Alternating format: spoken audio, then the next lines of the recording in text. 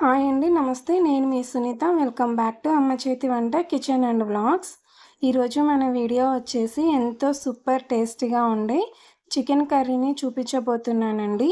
ఎలాంటి మసాలా పొడులు అనేవి లేకుండా మంచి గ్రేవీతో ఈ చికెన్ కర్రీ అనేది చూపించబోతున్నాను. మీ ఇంట్లో వాళ్ళకి 100కి 100 మార్కులు ఇచ్చేస్తారండి. అంత టేస్ట్‌గా ఉంటుంది. అది కూడా మన అమ్మమ్మలు ఎలాంటి మసాలాలు లేకుండా ఎంతో టేస్ట్‌గా చేసేవాళ్ళు కదండీ! ఆ విధంగా చూపిస్తున్నాననమాట. ఇక లేట్ చేయకుండా వీడియోలోకి వెళ్ళిపోదాము. దానికోసం ఇక్కడ నేను కేజీ చికెన్‌ని తీసుకున్నానండి. బోన్స్‌తో సహా తీసుకున్నాను. మీరు కావాలంటే బోన్‌లెస్ అయినా తీసుకోవచ్చు. చికెన్‌ని బాగా వాష్ చేసి పక్కన పెట్టుకోండి. ఇప్పుడు స్టవ్ పైన కడాయి పెట్టుకొని 2 టేబుల్ స్పూన్ల ఆయిల్ వేసుకొని, ఆయిల్ వేడైన తర్వాత 1 కప్పు ఉల్లిపాయల్ని ఈ విధంగా చిన్న ముక్కలుగా కట్ చేసి వేయండి. అలాగే 2 పచ్చిమిర్చిని ఈ విధంగా చీల్చి వేసుకొని, ఈ ఉల్లిపాయ, పచ్చిమిర్చి అనేది బాగా గోల్డెన్ బ్రౌన్ కలర్ వచ్చేలాగా మగ్గించుకోవాలి. ఇప్పుడు కొద్దిగా కరివేపాకు వేసి ఈ విధంగా మగ్గిన తర్వాత ఇప్పుడు ఒక పెద్ద సైజ్ టమోటాని కూడా ఇలా చిన్న ముక్కలుగా కట్ చేసి వేసుకోవాలి. ఈ ఉల్లిపాయ, టమోటా కూడా మెత్తగా సాఫ్ట్‌గా మగ్గేలాగా మగ్గించుకోవాలి.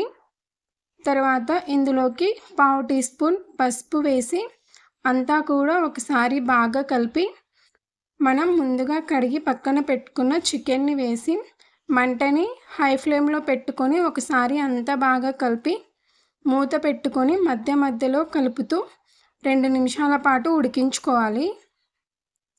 2 నిమిషాలు ఉడికించుకున్న తర్వాత ఇప్పుడు ఇందులోకి రుచికి తగినంత సాల్ట్ వేసుకొని అంతా కూడా ఒకసారి బాగా కలుపుకొని మూత పెట్టుకొని ఒక 5 నిమిషాల పాటు మధ్య మధ్యలో కలుపుకుంటూ ఉడికించుకోండి.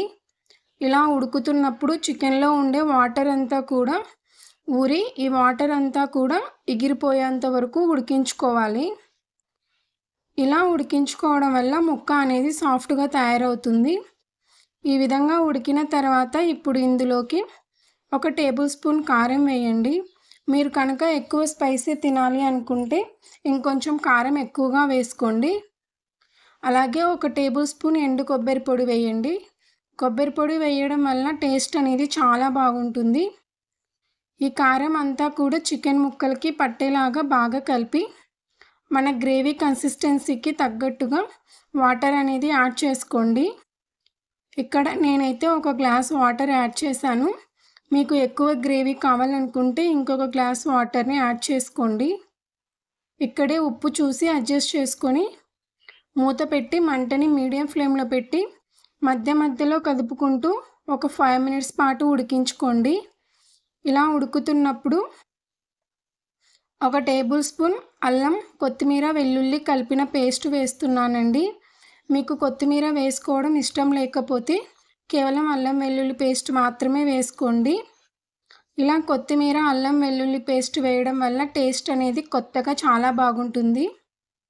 అలాగే 1 టీ స్పూన్ ధనియా పౌడర్ వేసి అంతా బాగా కలుపుకొని మూత పెట్టి ఒక 2 మినిట్స్ పాటు ఉడికించి గ్రేవీ అనేది ఇలా దగ్గర పడ్డ తర్వాత ఫైనల్‌గా కొద్దిగా కొత్తిమీర చల్లుకొని అంతా కలిపేసి స్టవ్ ఆఫ్ చేసి దింపేసుకుంటే ఎంతో టేస్టీగా సూపర్‌గా ఉండే మన పాతకాలం నాటి అమ్మమ్మల టేస్ట్ తోటి చికెన్ కర్రీ అనేది రెడీ అయిపోతుందండి.